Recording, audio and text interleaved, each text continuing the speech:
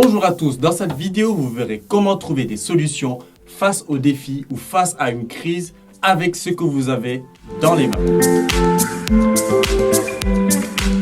La grande question que beaucoup d'indépendants se posent en cette période de crise sanitaire est: que va devenir ma carrière professionnelle? Que va devenir mon entreprise? Les experts annoncent que des millions d'emplois risquent d'être menacés après la crise qui s'annonce et plusieurs acteurs de secteurs d'activité réfléchissent sur des plans de relance. Même si certains États prévoient de remédier à ce problème, l'expérience prouve qu'il est souvent plus sûr de prendre les choses en main. Devant une situation complexe ou une situation de crise, il y a deux possibilités. Soit on se laisse envahir par les émotions et on subit le sort, soit on décide de prendre le taureau par les cornes et on réfléchit à des solutions. Je vous invite à présent à découvrir ce que c'est que de faire son inventaire.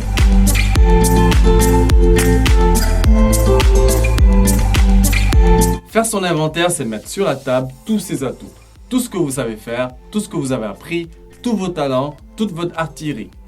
Imaginez-vous en situation de guerre. Il y a un ennemi dehors qui rôde autour de votre maison et vous êtes confiné, ne sachant quoi faire. Vous devez sortir vous battre pour vous protéger et protéger votre famille. Mais vous ne savez pas quoi utiliser. Votre réflexe sera de voir partout dans votre maison ce qui pourrait être une arme pour vous défendre et faire fuir le rôdeur. Imaginez que ce rôdeur soit la crise économique ou la pauvreté, deux éléments qui peuvent faire peur en cette période. Les armes que vous allez chercher seront tous vos atouts qui pourront vous aider à surmonter la crise. L'objectif final de ce temps de confinement est d'arriver à être une meilleure version de vous. Et au sortir de ce temps, vous êtes censé être prêt à affronter le monde et avec une meilleure connaissance de vous et de votre vocation.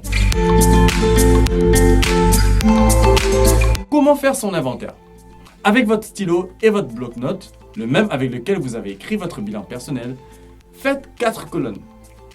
Dans la première colonne, écrivez vos atouts innés. Tout ce que vous savez faire excellemment sans faire beaucoup d'efforts.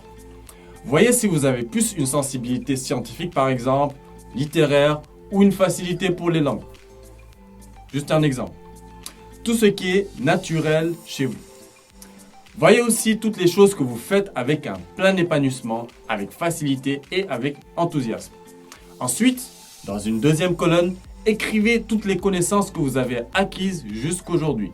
En autodidacte, à l'université, dans votre parcours scolaire, toutes les connaissances artistiques, etc. etc. N'oubliez rien. Assurez-vous que votre colonne soit assez large car vous pourriez être étonné de toutes les connaissances que vous avez.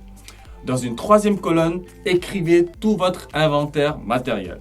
Tout ce qui peut être un atout, par exemple des appareils, des instruments de musique, votre budget, bref, tout ce que vous avez sous la main de concret.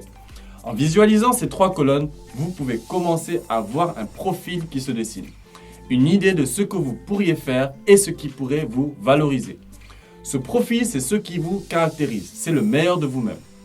Prenez le temps de mettre cet inventaire ensemble comme un détective face à plusieurs indices. Une fois que votre profil sera prédéfini, vous pourrez ajouter une 4e colonne. Sur cette colonne, vous y inscrirez tous vos atouts humains, toutes les personnes qui pourraient être des compléments à ce que vous accomplirez. Ceux qui pourraient apporter là où vous avez un manque, ceux aussi avec qui vous pourriez collaborer pour un projet commun. Ces 4 colonnes sont votre inventaire de guerre. C'est avec cela que vous pourriez vous défendre face à la crise. C'est avec cela que vous allez revêtir votre meilleure version. Car en étant le meilleur de vous-même, avec le meilleur que vous avez, les meilleures compétences que vous avez, vous pouvez aspirer à servir votre monde de façon excellente. Et votre excellence va être récompensée d'une manière ou d'une autre. Dans tous les cas, vous gagnerez certainement en épanouissement dans votre être émotionnel. En résumé, faire son inventaire, c'est se poser la question: qu'est-ce que j'ai dans ma main? Des petites choses de votre quotidien, des atouts que vous ignoriez, peuvent être des cartes joker que vous pouvez jouer lorsqu'il le faut. Il est important de s'arrêter, de considérer ce que l'on a, ce que l'on est et ce qui nous entoure. Dans la prochaine vidéo, nous verrons cela. Nous verrons l'importance de s'arrêter et de tout redécouvrir, même ce qui nous paraissait évident. À très vite et restez connectés pour de nouvelles vidéos. Prenez soin de vous et à bientôt.